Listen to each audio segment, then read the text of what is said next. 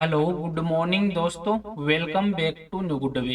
आज दोस्तों 17 अक्टूबर 2023 और 17 अक्टूबर को हम जो भी डेली करंट अफेयर्स के जो इम्पोर्टेंट क्वेश्चन बने हैं उनके बारे में हम डिटेल से डिस्कस करेंगे। और आज के दिन 17 अक्टूबर को कौन सा दिवस है वो मनाया जा रहा है, तो 17 अक्टूबर को अंतर्राष्ट्रीय गरीबी उन्मूलन दिवस के रूप में मनाया जा रहा है। जैसा कि हम जानते हैं कि गरीबी है उसके कई प्रकार के चेहरे होते हैं और ये जगह जगह पर बदलती भी रहती है। और कुछ लोगों के लिए गरीबी है वो भूख है, रहने की कमी है, बीमार होना या पर्याप्त रूप से धन न होना है। और मूल रूप से जो गरीबी है वो एक ऐसी स्थिति है जहाँ पर व्यक्ति के पास जो वित्तीय संसाधन है उनकी कमी होती है और वह बुनियादी जरूरतों को पूरा करने में सक्षम और नहीं होता है। और इन्हीं बुनियादी जो जरूरतों को पूरा करने में या इनकी गरीबी को दूर करने के जो प्रयास है उनको मद्देनजर रखते हुए 17 अक्टूबर को गरीबी उन्मूलन दिवस के रूप में मनाया जाता है। और आज के वीडियो की आपको पीडीएफ चाहिए तो आप हमारे जो टेलीग्राम ग्रुप है वहां से वीडियो की पीडीएफ वो प्राप्त कर सकते हो। लास्ट में आपको क्वेश्चन भी दिया जाएगा जिसका आंसर है वो आपको कमेंट बॉक्स में लिखना है।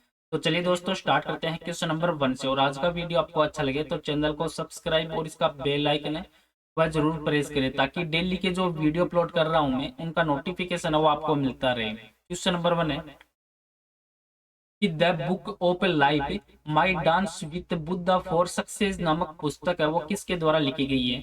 तो इस क्वेश्चन का राइट आंसर है ऑप्शन नंबर ए, ये विवेक जो अग्निहोत्री है इनके द्वारा ये बुक वो लिखी गई है। जो द कश्मीर फाइल्स के जो डायरेक्टर हैं विवेक अग्निहोत्री, इन्होंने जो अपनी एक नवीनतम जो पुस्तक लिखी जो the book of life my dance with Buddha for success है इसको लॉन्च किया। और उन्होंने जो 2023 में एक मेडिकल ड्रामा फिल्म की है द वैक्सीन वॉर, इसका भी डायरेक्शन है वो विवेक अग्निहोत्री के द्वारा किया गया है।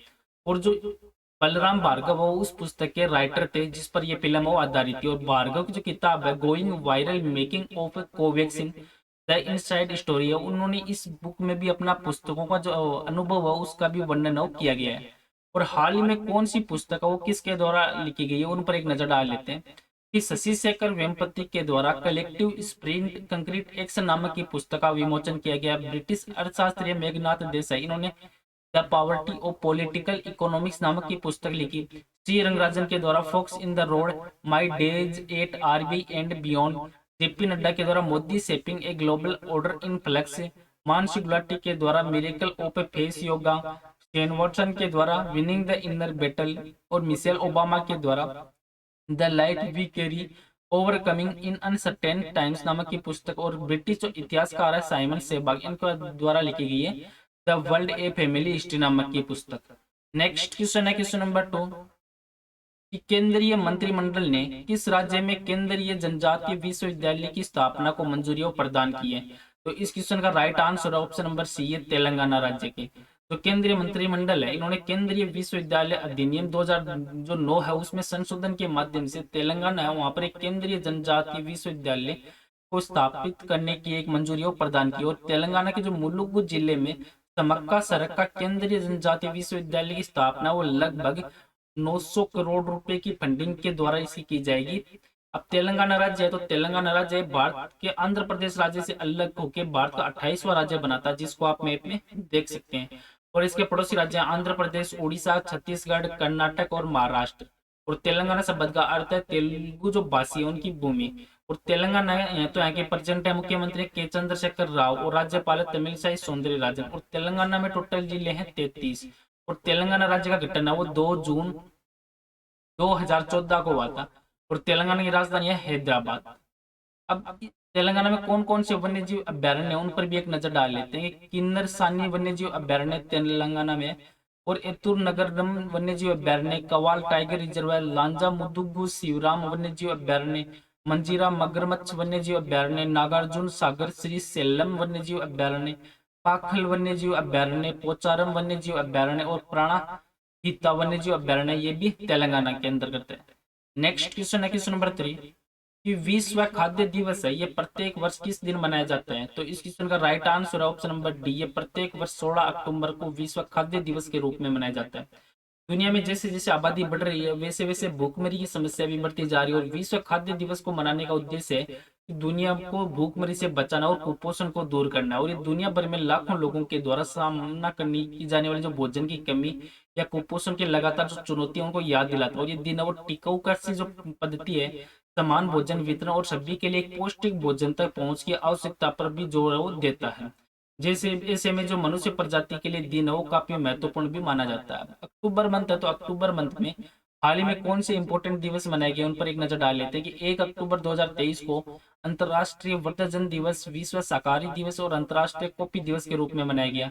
2 अक्टूबर को गांधी जयंती और अंतर्राष्ट्रीय अहिंसा दिवस, 3 अक्टूबर को विश्व पर्यावरण दिवस, 4 अक्टूबर को विश्व पशु कल्याण दिवस, 5 अक्टूबर को विश्व शिक्षक दिवस और 8 अक्टूबर को भारतीय वायुसेना दिवस, 9 अक्टूबर को विश्व पोस्ट दिवस के रूप में और 10 अक्टूबर को विश्व मानसिक स्वास्थ्य दिवस के रूप में और 11 अक्टूबर को अंतर्राष्ट्रीय लड़की बाल दिवस और 12 अक्टूबर को विश्व जो गाठिया दिवस है उसके रूप में मनाया गया। और 13 अक्टूबर है तो 13 अक्टूबर को अंतर्राष्ट्रीय आपदा न्यूनीकरण दिवस के रूप में मनाया गया और 14 अक्टूबर को विश्व मानक दिवस और 15 अक्टूबर को विश्व छात्र दिवस के रूप में मनाया गया है।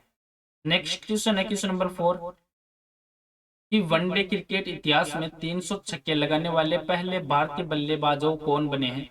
तो इस क्वेश्चन का राइट आंसर है ऑप्शन नंबर ए, ये रोहित शर्मा है, पहले भारतीय बल्लेबाज बन चुके हैं। जो भारतीय क्रिकेट टीम के कप्तान है रोहित शर्मा, इन्होंने वनडे क्रिकेट इतिहास में 300 छक्के लगाने वाले पहले भारतीय बल्लेबाज बन चुके हैं। और इनके साथ ही रोहित शर्मा वो वनडे क्रिकेट इतिहास में 300 छक्के लगाने वाले विश्व के तीसरे बल्लेबाज भी बन चुके हैं। और उन्हें उपलब्धि है ये अहमदाबाद में पाकिस्तान के खिलाफ जो वनडे विश्व कप 2023 में मैच में दौरान हासिल की थी। और पाकिस्तान के पूर्व बल्लेबाज शाहिद अफरीदी और एक दिवसीय क्रिकेट में सर्वाधिक जो 351 छक्कों के साथ इस लिस्ट में टॉप पे है।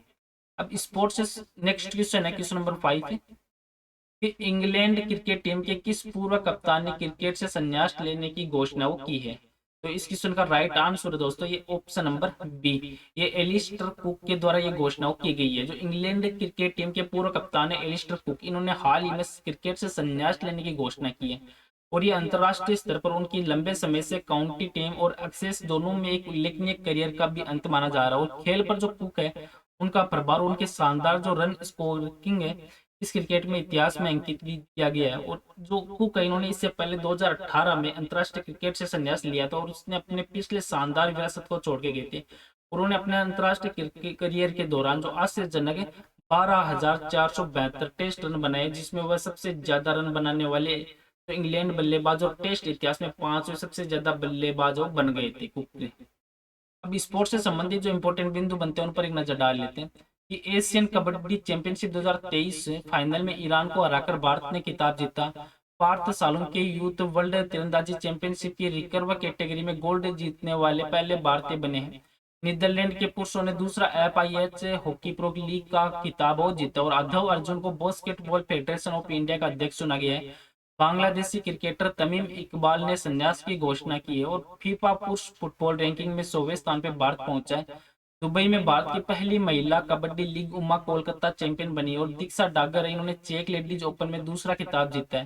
क्रिस्टियानो रोनाल्डो ने 200 अंतर्राष्ट्रीय मैच खेलने का गिनीज वर्ल्ड रिकॉर्ड बनाया। और भवानी देवी एशिया चैंपियनशिप में पदक जीतने वाली पहली भारतीय जो तलवारबाज है वो भी बनी है। नेक्स्ट क्वेश्चन है क्वेश्चन नंबर 6 कि विदेश मंत्री एस जयशंकर ने किस देश में रविंद्रनाथ टैगोर की प्रतिमा का अनावरण किया है। तो इस क्वेश्चन का राइट आंसर है ऑप्शन नंबर बी, ये वियतनाम में अनावरण किया गया है। जो विदेश मंत्री हैं एस जयशंकर, इन्होंने वियतनाम में रविंद्रनाथ जो टैगोर है इनकी प्रतिमा का अनावरण किया। और विदेश मंत्री वियतनाम की जो 4 दिन की जो उनकी यात्रा हुई थी उस यात्रा के दौरान इन्होंने अनावरण किया। और इसमें वियतनाम है ये 1982 में तो टैगोर के सम्मान में एक स्मारक डाक टिकट भी जारी किया गया था। और वियतनाम है वो एक दक्षिण एशियाई देश है जिसको आप मैप में देख सकते हैं। और जो वियतनाम है इसके पश्चिम में है कंबोडिया और इसके उत्तर में चीन और दक्षिण में चीन सागर। और वियतनाम की जो राजधानी वो है हनोई। और प्रेजेंट टाइम प्रधानमंत्री फाम मिन चिन और राष्ट्रपति है यहाँ के वियतनाम के वी वोन तुआंग। और यहाँ की मुद्रा है दोस्तों दोंग, वियतनाम की मुद्रा है। नेक्स्ट क्वेश्चन है क्वेश्चन नंबर 7 कि रिजर्व बैंक ऑफ इंडिया ने निर्देशों का अनुपालन नहीं करने के लिए किस बैंक पर 1 करोड़ रुपए का जुर्माना वो लगाया है। तो इस क्वेश्चन का राइट आंसर दोस्तों ऑप्शन नंबर सी, ये यूनियन बैंक पर ये 1 करोड़ रुपए का जो जुर्माना वो लगाया गया। जो RBI है इन्होंने जो अपनी निर्देशों का अनुपालन नहीं करने के लिए जो सार्वजनिक क्षेत्र के यूनियन बैंक ऑफ इंडिया है इसके द्वारा RBL बैंक और बजाज फाइनेंस लिमिटेड पर भी जुर्माना वो RBI के द्वारा लगाया गया है। तो RBI इन्होंने यूनियन बैंक ऑफ इंडिया पर 1 करोड़ रुपए की पेनल्टी और लगाई है। और ये जुर्माना वो बैंकिंग विनिमय अधिनियम जो 1949 है, ये 1949 की धारा जो 46(4) है इसके तहत ये प्रावधान के तहत ये जुर्माना यूनियन बैंक के ऊपर लगाया गया है। अब आरबीआई ये भारतीय रिजर्व बैंक, तो ये भारत का एक केंद्रीय बैंक और ये भारतीय सभी बैंकों का जो संचालक भी करता है। और आरबीआई है वो भारत की जो इकोनॉमी है उसको भी कंट्रोल करता है। और इसका हेडक्वार्टर है आरबीआई का, वो है दोस्तों मुंबई महाराष्ट्र में। और आरबीआई के प्रेजेंट टाइम गवर्नर है शक्तिकांत दास। और आरबीआई की स्थापना हुई थी 1 अप्रैल 1935 को आरबीआई की स्थापना होती है। आरबीआई की जो आधार दर है वो है 6.25%। अब बैंकिंग से संबंधित जो इंपॉर्टेंट बिंदु बनते हैं उन पर एक नजर डाल लेते हैं कि पीएनबी ने पीएनबी जीएसटी सहाय एप्लीकेशन है वो लॉन्च किया। और एक्सिस बैंक ने इन्फिनिटी सेविंग अकाउंट लॉन्च किया। और एचडीएफसी बैंक ने मेरियट के साथ भारत का पहला को ब्रांडेड होटल क्रेडिट कार्ड वो लॉन्च किया है। को डिजिट लाइफ इंश्योरेंस को भारत में जीवन बीमा कारोबार के लिए जो इरिडा की मंजूरी है वो मिली है। और बीओबी है तो इन्होंने national stock exchange of India है इसमें अपने स्वामित्व का हिस्सा बेचने के अपने इरादे की भी घोषणा की है। और आरबीआई ने इंडियन ओवरसीज बैंक पर 2.2 करोड़ रुपए का जुर्माना लगाया है। और बैंक ऑफ बड़ौदा ने अपने digital platform electronic bank guarantee वो लॉन्च किया। और भारतीय रिजर्व बैंक है इन्होंने कोहिमा में अपना जो उप कार्यालय उप हेडक्वार्टर वो खोला है। नेक्स्ट क्वेश्चन है क्वेश्चन नंबर 8 कि स्किल इंडिया ने रिटेलर स्किल डेवलपमेंट प्रोग्राम के लिए किसके साथ एक साझेदारी की है। तो इस क्वेश्चन का राइट आंसर है ऑप्शन नंबर सी, ये कोका कोला इंडिया के साथ ये साझेदारी की गई है। जो राष्ट्रीय कौशल विकास निगम है इन्होंने उड़ीसा और उत्तर प्रदेश जैसे राज्यों में खुदरा विक्रेता समुदाय को सशक्त बनाने के लिए जो रिटेलर स्किल डेवलपमेंट जो प्रोग्राम है उसके तहत जो कोको कोला इंडिया है उसके साथ एक समझौता किया। और इस अवसर पर जो Coca Cola India and South West Asia के अध्यक्ष प्रेजेंट टाइम संकेत रे ये भी उपस्थित हो रहे थे। नेक्स्ट क्वेश्चन है क्वेश्चन नंबर 9 कि इजराइल में फंसे भारतीयों को वापस लाने के लिए चलाए गए अभियान को क्या नाम दिया गया है। तो इस क्वेश्चन का राइट आंसर है दोस्तों option number D, operation Ajay नाम दिया गया है। तो ऑपरेशन अजय के तहत जो भारत सरकार है वो इजराइल में जो फंसे भारतीय नागरिक हैं उनको सुरक्षित भारत लाने का एक अभियान चलाया है। और इस अभियान का नाम ऑपरेशन अजय दिया गया। और जिसमें पहली फ्लाइट में 212 भारतीयों को इजराइल से सुरक्षित लाया गया है। और इजराइल और हमास के बीच में जो चल रहा युद्ध है उससे के कारण कई भारतीय है वो वहां पे फंसे हुए हैं। नेक्स्ट क्वेश्चन है दोस्तों क्वेश्चन नंबर 10 कि हुरून इंडिया रिच लिस्ट 2023 है इसके अनुसार सबसे अमीर भारतीय वो कौन बने।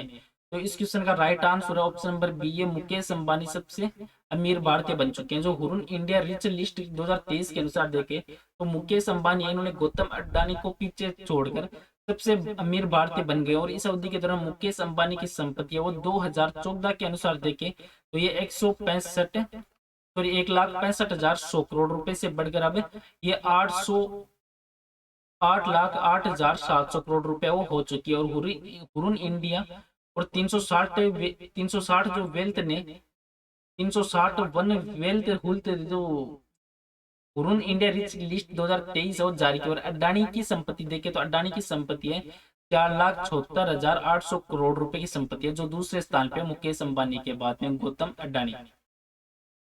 और आज का नेक्स्ट और लास्ट क्वेश्चन है जिसका आंसर है वो आपको कमेंट बॉक्स में लिखना है कि इंग्लैंड क्रिकेट टीम के किस पूर्व कप्तान ने क्रिकेट से संन्यास लेने की घोषणा वो की है। तो इस क्वेश्चन का राइट आंसर है वो आपको कमेंट बॉक्स में लिखना है। और पीछे के वीडियो में भी आपको क्वेश्चन दिया था कि किस राज्य के मुख्यमंत्री ने महिला एशिया चैंपियनशिप ट्रॉफी 2023 के लिए जूही शुभंकर का अनावरण किया है। तो इस क्वेश्चन का राइट आंसर था दोस्तों ऑप्शन नंबर सी, ये झारखंड राज्य के जो झारखंड के प्रेजेंट मुख्यमंत्री हैं हेमंत सोरेन। इन्होंने जो महिला एशिया चैंपियनशिप ट्रॉफी 2023 के लिए जो जूही शुभंकर है इसका अनावरण किया है। चलो दोस्तों आज का वीडियो वो यहीं पे समाप्त करता हूँ। वीडियो आपको अच्छा लगे तो चैनल को सब्सक्राइब और वीडियो को जरूर शेयर करें। Thank you all of you.